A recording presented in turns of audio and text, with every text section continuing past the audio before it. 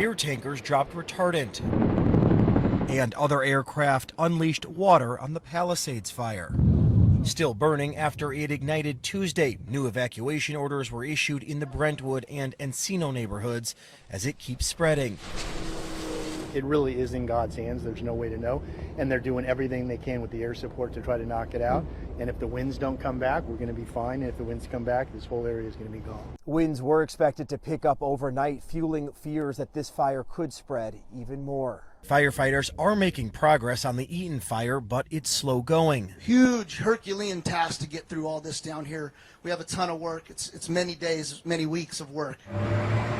More National Guard troops were moved into the area, doubling the number to more than 1,600. We continue to grow our strength as needed to ensure that we can anticipate needs ahead of time and ensure that we can meet those needs before it becomes a challenge. California's Attorney General also warned against looting following a couple dozen arrests, as well as price gouging fire victims. The last thing they need is for someone to victimize them again, exploit them and take advantage of them and harm them through price gouging.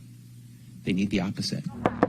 So many need so much right now. We're also giving away 2 cases of water to each family. Community members are stepping in to help their fellow neighbors. Charlie DeMar, CBS News, Los Angeles.